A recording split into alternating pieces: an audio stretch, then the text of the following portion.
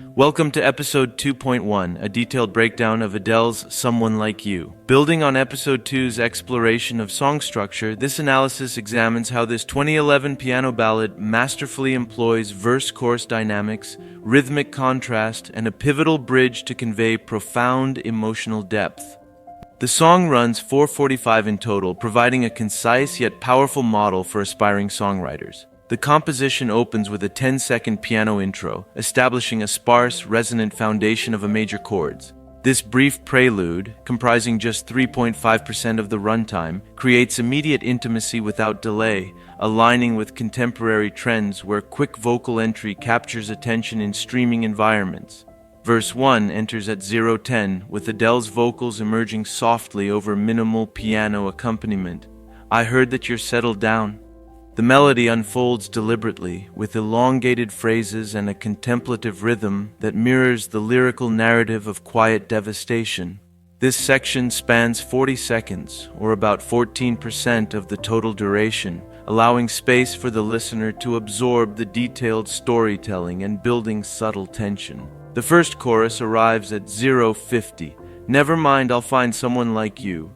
Here, the arrangement intensifies with fuller piano chords and rising harmonies, transforming the intimate verse into an anthemic release. Short, repetitive lines deliver the hook, "I wish nothing but the best for you," with a direct, urgent rhythm that contrasts sharply with the verse's meandering flow. This chorus lasts 30 seconds, representing 10.5% of the song, and exemplifies the pro-tip dynamic. Verses draw inward with elaborate, slower melodies, while choruses propel outward with concise, euphoric energy.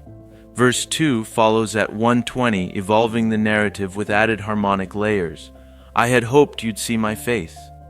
The melody extends further, heightening emotional stakes over another 40 seconds, 14%, deepening the sense of unresolved longing.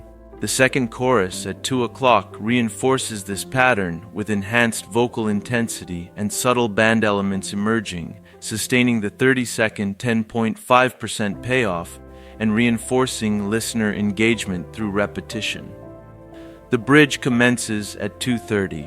Nothing compares. Stripping back to solo piano, the tempo subtly contracts and the lyrics shift to introspective confession. This 30-second segment, 10.5%, serves as the structural pivot, introducing contrast through vulnerability and preparing the climactic resolution. The phrasing becomes more conversational. In 30 short seconds, it does three crucial jobs: emotional pivot from resignation to one last raw plea. Musical contrast strips away the growing layers, making the final chorus feel even bigger. Lyrical honesty. It's the moment she finally admits the truth to herself. That tiny 10.5% of the song carries almost half of the emotional weight. When the final chorus returns at 3 o'clock, it's no longer polite acceptance. It's cathartic screaming over the same chords. Because the bridge created that space, the last 37% of the song feels like the sky opening up. Lesson for you: never treat the bridge as filler. A great bridge changes the temperature of the song, so the final chorus hits harder than the first two combined. That's exactly why this 2011 ballad still destroys people in 2025. The final chorus extends to 26.5% of the total, featuring layered ad-libs, accelerated phrasing, and a gradual fade into echoing piano. This elongated close provides cathartic closure, allowing the hook to resonate. In summary, the structure unfolds with precision. Intro and verses bridge account for 52% in tension-building phases, while choruses deliver 37% in release, with the finale dominating for lasting impact. This balanced progression, rooted in verse-chorus tradition yet enriched by contrast, ensures emotional immersion across the 4:45 span. Key lesson: such deliberate ratios and contrasts elevate simple forms into timeless works.